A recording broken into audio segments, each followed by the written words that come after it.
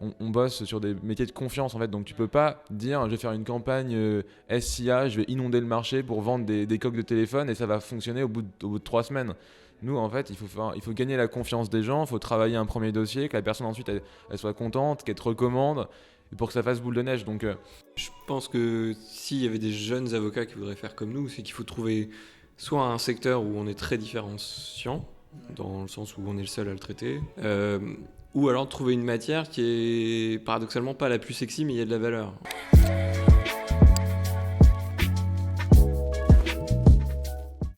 Salut les gars, j'espère que vous allez bien. salut Louis.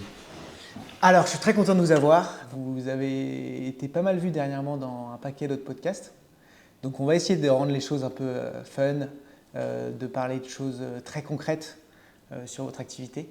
Je vais vous laisser d'abord vous présenter. J'ai Cyplome Avocat avec moi pour ceux qui connaissent. Mais je vais vous laisser vous présenter, dire ce que vous faites, parce que je ne saurais pas bien le présenter, je vais dire des conneries. Et après, j'ai un paquet de questions. Vas-y, je te laisse la main. Grégoire Persson, j'ai 29 ans, je suis avocat au barreau de Paris, je suis cofondateur du cabinet Cyplome Avocat avec Thomas à côté de moi. On est un cabinet qui fait exclusivement de la TVA, donc on est un cabinet de niche et on a cette petite particularité qu'on fait beaucoup d'IT autour de la fiscalité, donc on cherche à automatiser des choses, on fait de la facturation électronique, on fait des logiciels SaaS pour nos clients, donc deux pans, TVA et IT. C'est ça. Je vais dire, Grégoire, après ce que tu dis, nous, on a vraiment une marque de fabrique qui est assez claire. C'est de dire que on se positionne sur un marché qui touche toutes les entreprises, certes, mais uniquement sur un seul point de la fiscalité. Ça, en termes d'exercice indépendant de la profession, c'est assez nouveau. Il y a toujours eu des équipes spécialisées en TVA dans les Big Four ou dans certains grands cabinets de la place. Mais c'est très rare de voir un cabinet vraiment de niche qui veut se présenter comme un pure player du marché. Et nous, c'est un peu notre force actuellement, c'est de pouvoir adresser aussi bien du client indépendant qui veut rénover une grande maison pour en faire de la location para-hôtelière que un groupe du CAC 40 qui se pose des questions sur l'implémentation dans son ERP de la réforme de la facturation électronique. Donc voilà, une spécialité, mais qui va balayer tout le champ, aussi bien des secteurs d'activité que des tailles d'entreprise. Ok, donc pas de secteur particulier, mais une prestation claire. Et comment vous arrivez à expliquer l'intérêt de votre travail pour justement des boîtes qui, peut-être, j'imagine, n'ont pas toujours conscience de ce que vous pouvez leur apporter. Alors, je sais que vous êtes très bon en développement. Vous avez, alors on peut le dire, hein, vous avez longtemps été dans le réseau Anomia, donc on se voyait beaucoup. Vous faisiez plein de et vous étiez à fond en plus. Donc, et derrière, vous mettiez en place les choses. Il y a des petites anecdotes que j'en dirai après, mais sur des idées de développement que vous vouliez faire. Comment vous arrivez à rendre ça, parce que c'est un positionnement qui est très clair dans un sens, quand on connaît la TVA. Mais moi, à titre perso, tu vois, je suis entrepreneur et je me dis à quel moment ils vont pouvoir m'être utiles. Alors, je ne pense pas être vraiment la cible en l'occurrence, mais comment vous avez réussi un peu à… T'es pas la cible parce que tu le sais pas encore. Mais Ouais, c'est ça. Non, mais exactement, ça se trouve demain, je vais me dire, ah génial, je vais pouvoir vous aider. tu l'es peut-être. Non, mais blague à part, nous, on travaille. Alors, on va dire que nos meilleurs prescripteurs, ça va être nos confrères qui sont fiscalistes. Parce qu'en fait, dans la mesure où on a vraiment une ultra niche, nous, on se présente un peu comme ce qu'on dit le chirurgien orthopédique, c'est-à-dire la matière, tu sais pas qu'elle existe, mais elle existe bel et bien. Et pour autant, tu vas avoir des professionnels qui vont te réorienter le flux vers toi. Et donc c'est vrai que toi ou d'autres entrepreneurs, ils peuvent avoir un avocat fiscaliste qui va les accompagner sur la problématique classique de bilan, de fiscalité personnelle, etc.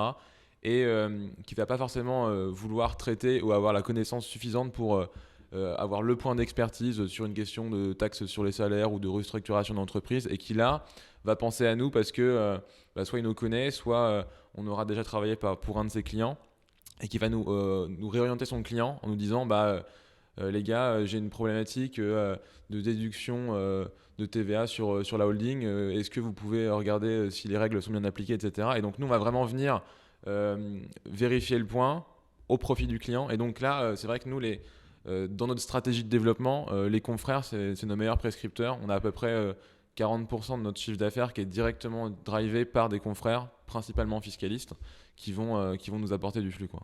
Mais je trouve ça intéressant parce qu'on travaillait, nous, avec une avocate qui, malheureusement, n'a pas pu continuer derrière ce qu'elle voulait mettre en place, c'était de travailler pour ses confrères et de venir se substituer.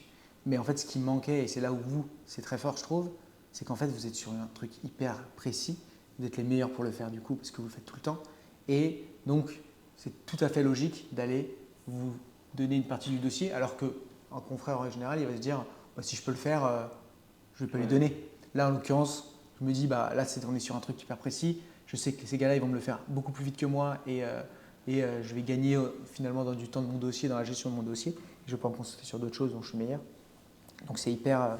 je trouve que c'est une bonne manière. Alors, vous êtes un vrai exemple pour moi de positionnement marketing et un positionnement d'entreprise tout simplement pertinent. Et je ne sais pas s'il y a beaucoup de gens qui vous ont dit mais c'est n'importe quoi, tu ne vas pas faire que de la TVA ou c'était quoi les réactions? Si, on l'a entendu, parce que des cabinets de niche dans notre domaine, il y en existe, mais il y en a très peu. Ils sont pas forcément… c'est des gens qui avaient des réseaux qui étaient peut-être plus installés que nous. Donc on nous a dit, oui, vous allez forcément refaire de l'impôt sur les sociétés, de l'impôt sur le revenu, des autres matières. Finalement, non, il y a un besoin. C'est sûr que c'est pas forcément peut-être aussi simple que de trouver des boîtes qui ont un besoin, comme un contrat de travail ou autre. Mais on est sûr que quand elles arrivent et qu'elles ont un besoin en TVA, on est potentiellement leur seule solution, ou pas leur seule solution, mais dans cette gamme de prix et dans des cabinets indépendants, ils n'ont pas énormément de possibilités. Donc c'est aussi ça notre force. Et, par exemple, un expert comptable nous dit, j'ai un client qui a une difficulté très précise en TVA, il n'y a pas énormément de confrères qui vont pouvoir prendre le dossier. Donc vous devenez, est-ce que vous vous rendez compte que vous devenez au fur et à mesure un peu le top of mind, la première personne à qui on pense? Chez certains de nos prescripteurs, oui. Après, ça commence. Combien de temps que le cabinet est lancé? Ça fait 1 an? Ça va faire quasiment 1 an. On a vraiment commencé à inonder les réseaux à partir du mois de juillet. Après, il y a eu la trêve estivale, donc on a remis un coup d'accélérateur en septembre. Donc c'est vraiment depuis septembre qu'on a une communication qui est continue et qui permet de rentrer un peu chez nos clients. Mais tu vois, on a l'exemple d'un confrère qui est fiscaliste, qui bosse dans un grand cabinet et qui nous a contacté il y a un peu moins d'1 mois pour faire connaissance. Et c'est vraiment l'exemple de ce que… C'est vrai qu'on est sur un podcast aussi où il y a des gens qui développent leur activité. Donc, on va donner un peu le cheat code, justement. Et tu vois, lui, il nous disait, en fait, je vous connais parce que j'ai lu vos posts depuis septembre dernier.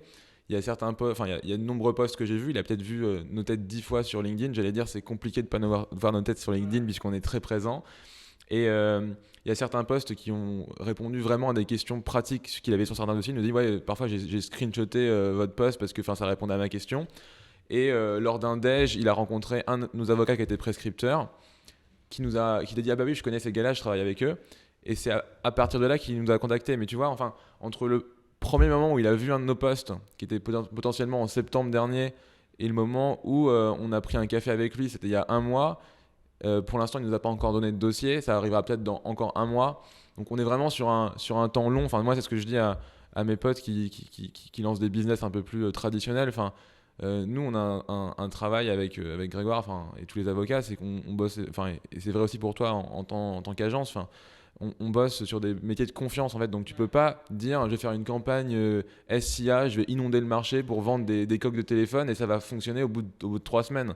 Nous, en fait, il faut gagner la confiance des gens, il faut travailler un premier dossier, que la personne ensuite elle soit contente, qu'elle te recommande, et pour que ça fasse boule de neige. Donc, c'est vraiment un travail un peu au long cours. Et on a beaucoup de confrères qui nous disaient ouais, il faut entre 2 et 3 ans pour se constituer un peu une clientèle solide. Donc, je pense que c'est à peu près vrai, quoi. Ouais, c'est clair. Ce qui est intéressant aussi avec ce confrère, c'est qu'il nous a aussi vus dans une revue spécialisée. Donc on écrit aussi pour des revues spécialisées. Donc en fait, on l'a touché par plusieurs canaux. Et c'est pas juste LinkedIn. Je pense qu'il a été rassuré de nous voir dans une publication un peu institutionnelle en se disant c'est que techniquement ça doit aller. Et en plus, il a continué à nous voir. Plus après, il était rassuré. Donc c'est vraiment 3 points différents. Qui n'ont rien à voir, mais un qui rassure, un qui crédibilise, un où tu rentres dans sa tête qui est LinkedIn. Mais c'est important ce que vous dites, et je pense qu'il y en a qui ne le comprennent pas assez.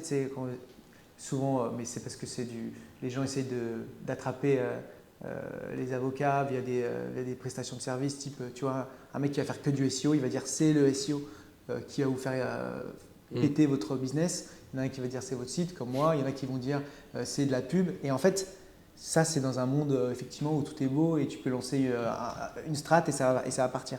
Et alors qu'en réalité, effectivement, c'est plusieurs points de contact. Les gens parlent de 7 points de contact en règle générale pour que quelqu'un signe. moi je vais vous dire, j'ai l'impression que c'est 40 points de contact avant que ça signe. Et c'est vrai, et, parce que les gens ils se rendent même pas compte. Moi on me voit tout le temps sur LinkedIn pareil, et au bout d'un moment effectivement c'est ah mais j'ai vu ce site-là par exemple, et on m'a contacté. Donc vous c'est pareil. Je pense que du coup, est-ce que vous essayez donc vous continuez à publier sur les réseaux sociaux, mais est-ce que vous continuez par exemple à je sais pas, faire des articles pour Village ou pour,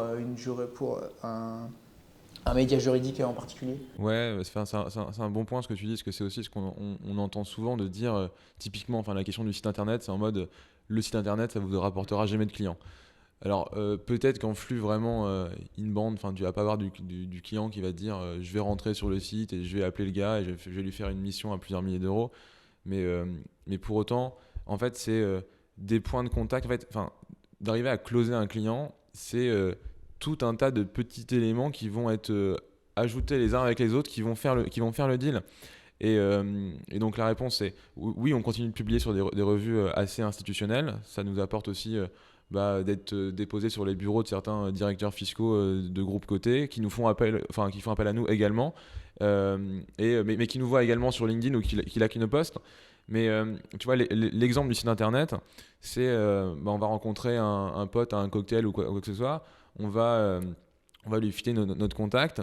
En fait, le gars, il va regarder sur ton site. En fait, il va regarder tous les éléments qui lui permettent un peu de crédibiliser ta présence.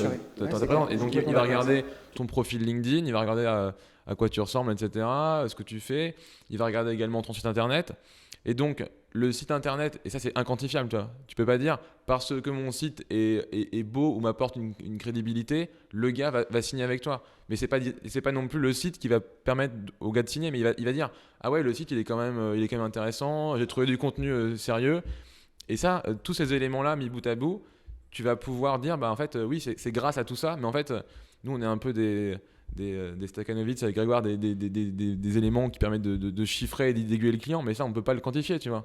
Parce que tu vas dire ok, le premier point de contact c'est pendant ce cocktail, mais tu sais pas que le mec derrière il a passé 10 minutes sur ton site, 10 minutes sur ton LinkedIn, qu'il a appelé un de ses potes pour dire est-ce que tu les connais, et en fait tous ces éléments là tu es obligé d'un peu d'être toujours au max sur tous les canaux, aussi bien en SEO qu'en site qu'en LinkedIn, pour finalement closer du client, quoi. Je suis complètement d'accord avec ça. Mais d'ailleurs, je commence un peu à changer le discours, même d'Orama, parce que je me dis que à un moment, ils ont tellement entendu, vous l'avez tellement entendu en tant qu'avocat, votre site va vous rapporter des clients. En fait, non, je suis d'accord avec vous. Et d'ailleurs, William O'Rourke, il disait la même chose, qui est chez Orwell et qui a un site magnifique, et qui dit ça ne nous rapporte pas de clients. Mais en fait, c'est des cases que tu coches, et le mec, dans sa tête, il se dit ah, trop bizarre, le mec, il n'a pas de site. Ou alors le mec, il se dit ah, il était trop bizarre au cocktail. Par contre, il a un beau site, mais je ne vais pas l'appeler, il était trop bizarre pendant ce cocktail. Donc en fait, tu vois, c'est effectivement une balance de plein de choses. Vous avez un site quand même qui est intéressant, parce que vous avez mis plein d'outils dedans en interne. Alors, je n'ai pas pu aller me connecter, je n'avais pas de code, donc je ne suis pas allé voir à l'intérieur. Mais comment vous avez construit ces outils? Est-ce que vous avez utilisé des outils externes? Est-ce que ça vous rapporte quelque chose? Est-ce que ça vous a pris beaucoup de temps? Alors, on a deux typologies d'outils. On a des outils gratuits qui sont des outils pour faire du flux, donc qui sont vérification de numéro de TVA mais épisodique. On a calcul de la TVA à partir du TTC, ce genre de choses dans tous les pays européens. Donc ça, c'est bien pour du SEO. Enfin, en gros, on a du trafic qui passe. C'est toi qui le disais tout à l'heure quand on discutait en off. Ça apporte du trafic et ça donne de l'autorité au site. Et on a une partie qui est des outils SaaS qui sont un peu la genèse de notre cabinet, puisqu'on a créé le cabinet autour d'un outil initialement qui était un SaaS de vérification de numéro de TVA pour des boîtes d'une certaine taille qui ont des obligations fiscales et pour l'automatiser. Ça, on les utilise. Ça fait aussi partie de nos projets d'en créer d'autres. On est en train d'en créer d'autres, on en développe là. Et comment vous faites? Alors, une partie, c'est moi. Ok, génial. Et maintenant, on apprend une chose qu'il faut apprendre, c'est à déléguer à des devs externes. Et aussi potentiellement, on verra dans l'avenir si ça marche un petit peu d'en internaliser. Mais effectivement, là, on n'a plus le temps. Entre le volume de consultation, conseil, contrôle fiscal et la partie SaaS, on ne peut pas faire les deux. Et puis, il y a aussi quelque chose qu'il faut rappeler, c'est que avoir un SaaS, c'est bien, mais il faut le commercialiser. Et c'est déjà une activité à part entière. C'est ce qui nous a un peu coûté, je pense, des clients sur les premières années, c'est qu'on n'avait pas le temps ou la possibilité de le faire. Et donc, on n'a pas eu autant de volume qu'on le souhaitait. Donc là, ça nous fait un matelas, ça nous permet de payer nos charges courantes, mais c'est pas c'est pas sur ça qu'on gagne vraiment de l'argent. Et quand tu parlais tout à l'heure que vous mettiez en place des outils, justement, c'est typiquement vous avez ce SaaS un peu en marque blanche et vous l'adaptez par rapport à une boîte, ou alors tout simplement ils ont accès à l'outil? Ils ont accès à l'outil vraiment comme un SaaS. Plutôt quand on fait, quand des clients nous demandent un développement spécifique, c'est pour une mission spécifique où on va leur faire quelque chose, soit dans un langage spécifique, soit en VBA, même pour leur Excel, etc., qui leur permettent en fait d'accélérer des choses qu'on a mis dans la consultation. Voilà. Très clair. Et vous avez du monde quand même. Vous avez réussi à avoir quand même du monde à l'intérieur. Mais du coup, Ouais, du seul fait d'en avoir parlé avec vos clients. Alors, c'est qu'on a on en a parlé à nos clients. On a un peu de SEO. On a des fois des gens qui veulent des démos, etc. Je dis pas qu'on close à 100%, mais c'est même pas. Non, il faut trouver quelqu'un qui a ce besoin-là, qui est quand même un besoin précis. Tu le disais tout à l'heure, c'est un besoin déjà de TVA. Donc il faut qu'il soit sensibilisé lui-même à son propre besoin. Et le problème, c'est que des fois, on est là en train de lui apprendre qu'il a ce besoin. Donc il se dit un peu marchand de peur et qui me propose la solution. Donc bon. Qu'est-ce que vous pensez du coup des sites internet qui permettent, parce qu'il y en a pas mal d'avocats et j'allais faire des contenus là-dessus. Comme ça, vous allez en plus me donner une réponse à mes interrogations. Des sites qui permettent de créer par exemple des templates de contrats ou ce genre de choses, plus sous forme finalement d'attrape prospect pour aller avoir les coordonnées ou ce genre de choses et automatiser un peu tout ça. Vous pensez que finalement, est-ce que ces gars-là qui viennent récupérer ces types de contrats, ils ne reviennent jamais, ou c'est quand même un bon moyen de dire bon, attendez, vous avez vu là, je vous ai fait un contrat en automatique, mais on va plus loin, je crois que vous avez plein d'autres besoins. On est assez partagé sur ça. Je pense que le premier point, c'est qu'il faut déterminer quelle est ta cible. C'est-à-dire, est-ce que tu penses vraiment que la personne qui se connecte pour avoir du contenu gratuit et qui va vouloir un peu picorer du contenu gratuit, c'est déjà le client que tu rêves d'avoir, première question. Et d'un point de vue beaucoup plus pratique, est-ce que c'est le client qui convertit? C'est-à-dire que est-ce que ce client-là qui va avoir téléchargé le template ou ton guide, c'est un client que tu vas convertir? C'est pas certain. Après, donc derrière tu te dis, est-ce que faire tout cet effort, parce que c'est quand même un effort de développement au profit de clients qui ne sont pas forcément des clients premium que tu as envie d'avoir dans ta clientèle, est-ce que c'est intéressant? Ça, c'est le premier point. Et le deuxième point, c'est parce qu'on a quand même plein de confrères qui passent des heures au carré à faire des calls de découverte ou des missions sur lesquelles ils ne sont pas rentables. Nous, avec Grégoire, c'est pareil, on est assez strict sur ça. Enfin, on ne veut pas perdre du temps pour des choses qui ne sont pas viables pour le cabinet, quoi. Le deuxième point, c'est aussi que tu as des entreprises qui sont dans une phase de développement, enfin on pense à des startups notamment, ou des entrepreneurs individuels qui veulent se lancer, qui n'ont pas forcément les moyens au début, et pour autant qui peuvent devenir des clients intéressants demain ou après-demain. Et ces clients-là, nous, avec Grégoire par exemple, on est assez compétitifs quand on a des startups ou des clients qui veulent vraiment se lancer, et qui sont assez ric-rac en termes de coûts, parce que le budget juridique ou fiscal, c'est pas le budget prioritaire pour eux. Il faut avant tout qu'ils gagnent de l'argent. Donc tu vois, par exemple, on a des clients, on n'a pas de mal à leur dire, en fait, soit on vous accompagne et on trouve une solution, soit en fait, allez trouver une solution alternative. Et je pense, enfin je veux dire, je suis d'autant plus libre pour dire ça que j'ai pas d'intérêt, mais à des jeunes entrepreneurs dire allez sur un capital contrat ou un legal start pour faire vos statuts, parce qu'en fait tu vas créer une SAS individuelle ou une SASU, et donc tu n'as pas forcément le budget pour cramer 3 000 € chez un confrère. En fait, il faut mieux à un moment opérer le business, développer, je veux dire coûte que coûte, même si idéalement, évidemment, c'est mieux de se faire accompagner avec des super statuts, un super cadre fiscal et juridique, mais à un moment, il y a la réalité qui te rattrape et qui te dit, en fait, le confrère, il ne va pas pouvoir te faire des contrats pour 200 €, et toi, tu as besoin d'opérer ton business. Donc, essaye aussi de trouver un peu le juste milieu entre la sécurité juridique et fiscale et faire le minimum pour que ce soit correct. Et maintenant, il y a quand même des solutions qui sont assez efficaces sur Internet, avec tu vois, des confrères qui proposent des templates un peu standardisés, qui peuvent aider, tu vois, pour qu'un gars mette le pied à l'étrier. Et nous, on est plus dans cet esprit-là, un peu la France qu'entreprend, tu vois, mais faut y aller, tu vois, en mode. Ouais, t'as raison. À un moment. Ça, moi, je suis complètement. Enfin, ne serait-ce que le nombre de personnes qui créent des boîtes et du coup qui vont effectivement aller payer un avocat toute la panoplie site web, etc., avant même d'avoir testé leur produit, et finalement c'est flop, et en fait ils ont juste perdu 10 000 balles alors qu'ils auraient pu en perdre 200, je suis d'accord avec toi. C'est clair qu'il ne faut peut-être pas trop se prendre la tête, mais bon, ça c'est bien je trouve que c'est beau en tant qu'avocat de l'assumer et de le dire, parce qu'il y en a plein qui vont dire non, c'est n'importe quoi, c'est une manne de clientèle pour plein de gens. Pour autant, est-ce que ça vous embête pas finalement d'aller faire des trucs assez basiques, alors que ce qui vous intéresserait, c'est d'aller dans des trucs un peu plus techniques, et là où justement il y a des gens qui ont des vrais problèmes, des vrais besoins?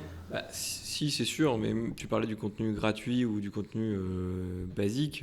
Enfin, faut rappeler, on a aussi les experts comptables qui sont aussi là pour le tout venant, donc déjà ils vont le prendre déjà basiquement. Alors nous, pour avoir du flux, on pourrait faire du gratuit, du contenu. On fait des articles, on commence à créer des éléments pour un peu d'information juridique.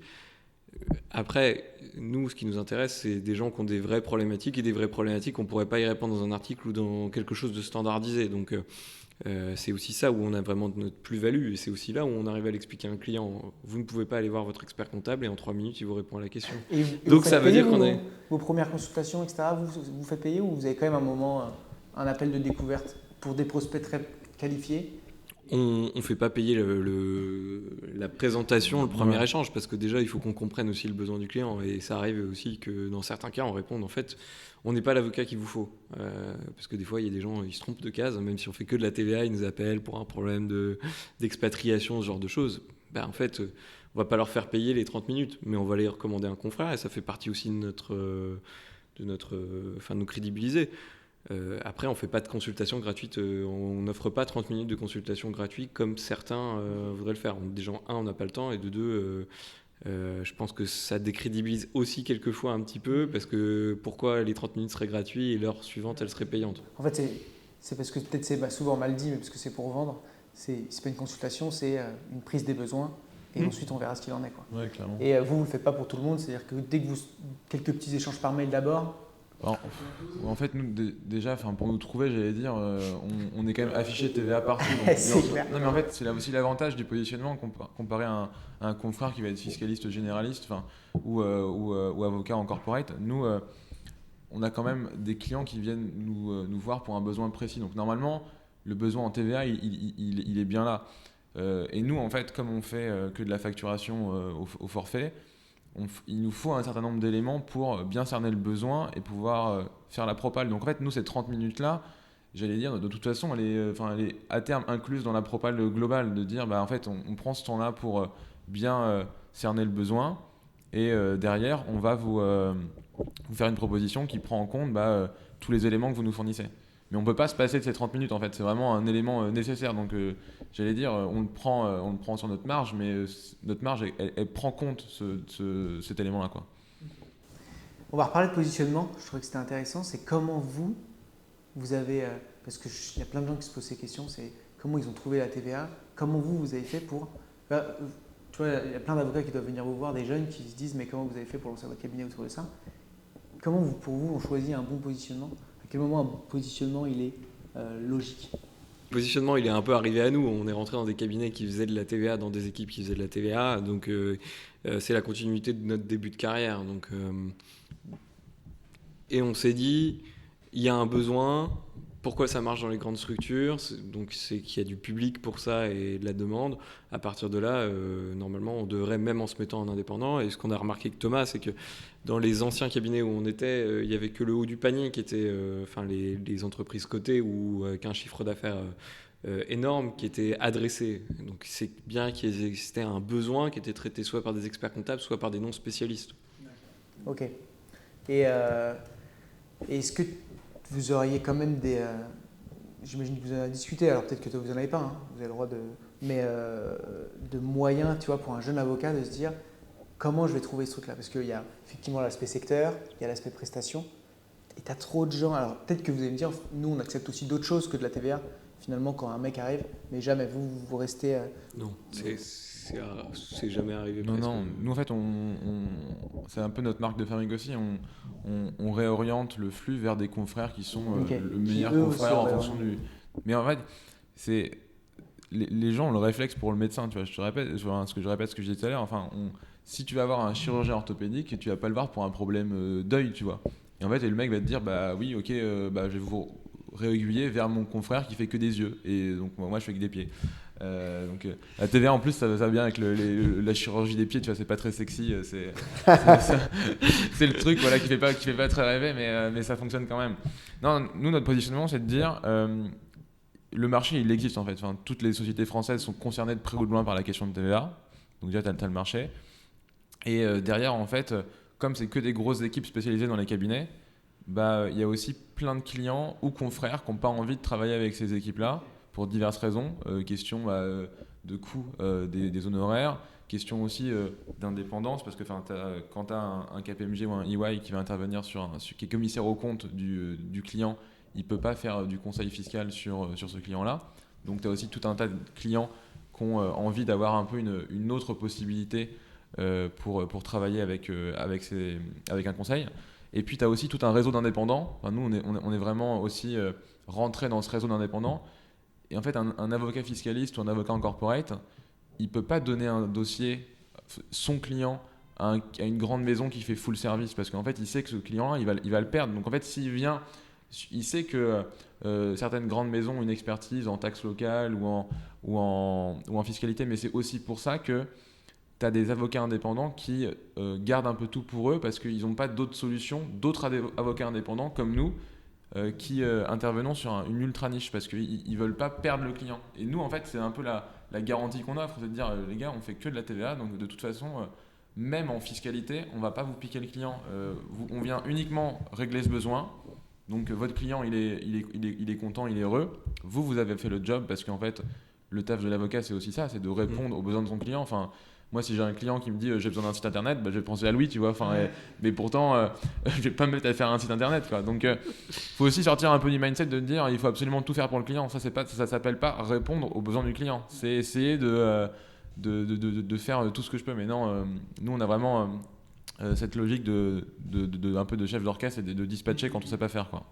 Je pense que s'il y avait des jeunes avocats qui voudraient faire comme nous, c'est qu'il faut trouver soit un secteur où on est très différenciant, dans le sens où on est le seul à le traiter. Tu parlais de William, secteur crypto, je pense qu'il est rentré au bon moment, par exemple, de son côté. Ou alors trouver une matière qui est paradoxalement pas la plus sexy, mais il y a de la valeur. Je veux dire, il y a beaucoup de gens qui ont envie de faire certaines matières, et malheureusement, c'est les matières que tout le monde a envie de faire à la fac, mais c'est justement parce qu'il y aura trop de concurrence. Nous, on a la chance, c'est que quand les gens viennent nous voir, il n'y en a pas 60 des avocats indépendants qui font de la TVA. Et c'est aussi comme ça qu'on a probablement une croissance qui est plus simple que quelqu'un qui va faire droit du travail pour les dirigeants, point, ou droit du travail pour les salariés. Bah, il a malheureusement plus de concurrence que nous, on en a, alors que probablement sa matière, elle est aussi technique que la nôtre. C'est clair. Et je trouve quand même, enfin au début, vous avez dû vous dire, bon, la TVA c'est chiant et tout, mais vous avez quand même réussi un peu à le rendre un peu attractif, je trouve, à chaque fois. Vous arrivez quand même à le présenter d'une manière où, je crois même que tu as un post LinkedIn, toi, où tu dis, où c'est toi, Grégoire, c'est pas chiant au final la TVA. C'est notre vie. Mais parce qu'en fait, comment vous arrivez à le rendre un peu moins en fait, nous on trouve que c'est aussi un peu une lacune des avocats que de vouloir, c'est un peu, je sais plus, les trois frères là où tu as le notaire qui dit les condicils, machin truc. En fait, à un moment, la matière juridique, certes elle est complexe, mais aussi c'est à nous, en tant que professionnels, de la vulgariser et de la rendre intelligible. Nous, c'est aussi pour ça qu'on a voulu se mettre à notre compte avec Grégoire, parce qu'on avait une envie aussi de rendre accessible la matière. Et la rendre accessible, c'est aussi la rendre intelligible par tout un chacun. Nous, quand on parle avec des start-upers ou avec des chefs d'entreprise, ils n'en ont rien à faire de savoir quel est le terme exact de la directive TVA qui va leur permettre d'appliquer telle ou telle exonération. En fait, ce qu'ils veulent comprendre, c'est comment ça se traduit opérationnellement au quotidien et comment ils vont pouvoir l'implémenter dans leur système. Et donc, nous, je trouve que c'est un devoir aussi du conseil que de rendre digeste la matière. Et c'est un peu une lacune de certains avocats que de ne pas faire l'effort. C'est un effort, hein, clairement, parce que quand tu parles entre sachants, c'est pas compliqué. Lors d'un colloque avec que des experts, quand tu parles avec quelqu'un qui ne connaît pas du tout ta matière, c'est à toi de t'efforcer d'employer des mots qui sont compréhensibles. Et nous, l'autre point avec Grégoire, au-delà de rendre les consultations un peu digestes, au-delà de les rendre un peu jolies, puisque on essaye de les faire sur PowerPoint et compagnie, on essaye de faire en sorte que ça soit non seulement compréhensible par notre interlocuteur, mais aussi toute la chaîne de décision qui va se gérer. Parce que combien de fois on a vu faire des consultes de 20 pages qui vont finir sur à caler une table du bureau du directeur fiscal, et en fait la consulte elle concerne le logisticien ou la personne du bureau des achats qui va devoir mettre en œuvre ces recommandations-là. Donc en fait nous c'est aussi notre devoir de dire vous venez avec un problème, on va vous le régler d'un point de vue technique, mais derrière d'un point de vue opérationnel, la personne des achats, la personne de la logistique, ils vont pouvoir comprendre ce qu'on va mettre, soit avec des guides pratiques, soit avoir des arbres de décision. Et en fait, ça va être utile parce que quand tu as un interlocuteur qui est à la direction fiscale qui va devoir ensuite remouliner tout ce que tu as écrit pour se dire en fait comment je vais pouvoir le faire comprendre ça à la personne qui va devoir appliquer ce que le cabinet d'avocat a dit, en fait, tu fais perdre ton temps à tout le monde et à la fin, souvent, rien n'est appliqué parce que trop complexe ou pas applicable, quoi. Je pense que c'est un peu notre force, c'est de se rappeler qu'on ne travaille pas que pour des avocats ou pour des sachants, c'est qu'on est côté business. Et même quand on écrit des posts LinkedIn, on rappelle des notions, etc. Parce que c'est facile d'écrire un post en disant super, il y a une jurisprudence, etc. Et en fait, finalement, on écrit pour les confrères. Alors, les confrères sont aussi nos apporteurs, donc ça pourrait aider. Mais en fait, je suis même pas sûr que vos confrères ils le lisent du coup. Bah, si c'est trop technique, en fait, je vais parler aux gens qui font la même matière que moi, qui seront jamais mes clients, ou alors qui m'appelleront pour discuter d'un point technique. Mais c'est pas comme ça qu'on fait du business. Donc il faut se rappeler qu'on écrit soit à des clients, soit à des gens qui connaissent pas la matière. Et comment vous rendez ça lisible? Vous faites du legal design, vous essayez de rendre les choses sympas, ou c'est ne serait-ce que déjà mettre les infos les plus importantes dans un doc? On essaie toujours de se rappeler qu'il faut que les gens, ils ont un temps limité, ils liront pas 40 pages, même si potentiellement notre rapport fait 40 pages, mais qu'il faut que dans les 6 premières pages, ils aient déjà compris 80% de ce qui va arriver dans les 40 pages en version un petit peu plus précise. Donc il y a toujours une sorte de résumé, il y a toujours des workflows pour faire comprendre aux gens des schémas. Par exemple, on travaille là pour des opérateurs, des startups. On leur a dessiné en fait la logique qu'il faut qu'ils implémentent dans leur logiciel, dans leur SaaS ou dans leur appli mobile. Ça, en plus, ça a de la valeur parce qu'on leur a fait gagner du temps. Et en même temps, lui, il n'a pas forcément besoin d'avoir 12 pages d'annexes avec toutes les règles. Lui, il veut un truc, on s'est engagé, il connaît notre sérieux. On a cité, par exemple, entre parenthèses, des articles dans quelques corps de phrases pour lui faire comprendre que s'il a besoin d'y retourner, il pourra aller les regarder. Mais en vrai, il n'ira pas lire les annexes. C'est sûr, justement, c'est le mec qui aura besoin d'aller au fond des choses à la limite, mais au moins la plupart comprendront.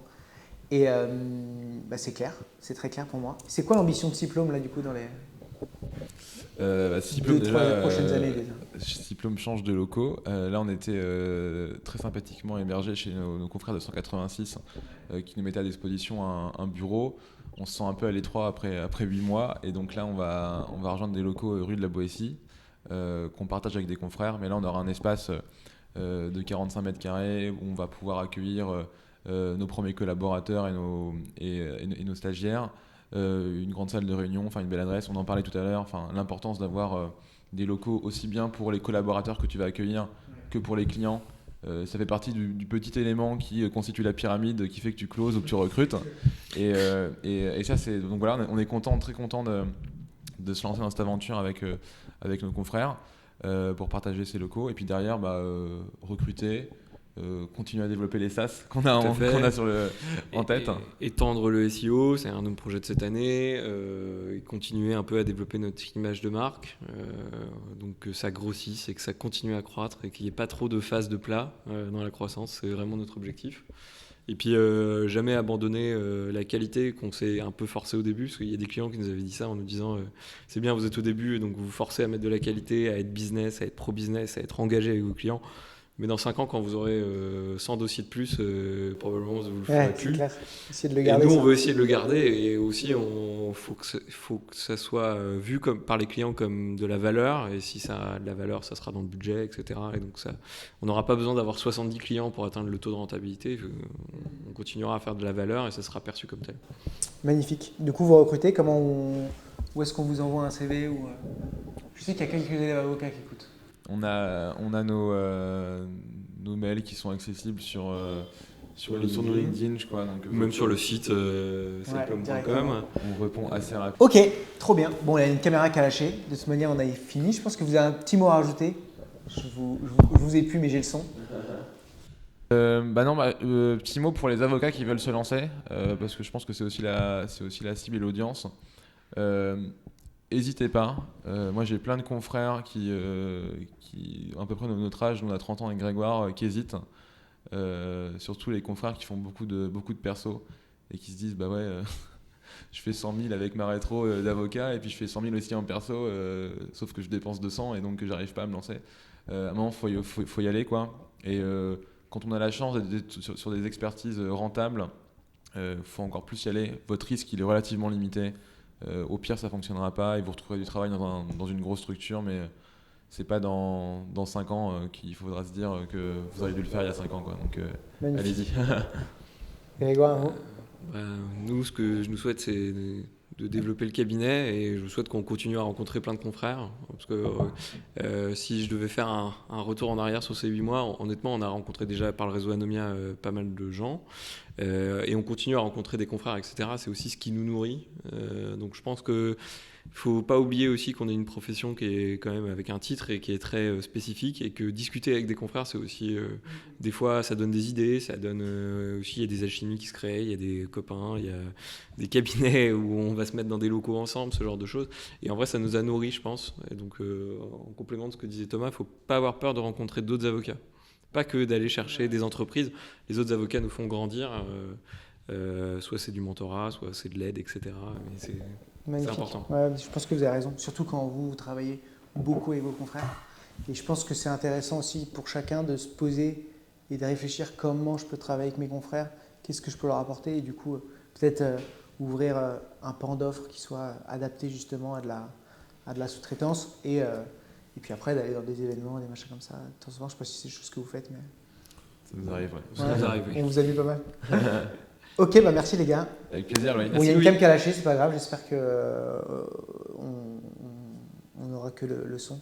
Les mots étaient beaux, donc je mettrai des sous-titres un peu beau gosse pour la fin. Merci à vous. Merci à toi.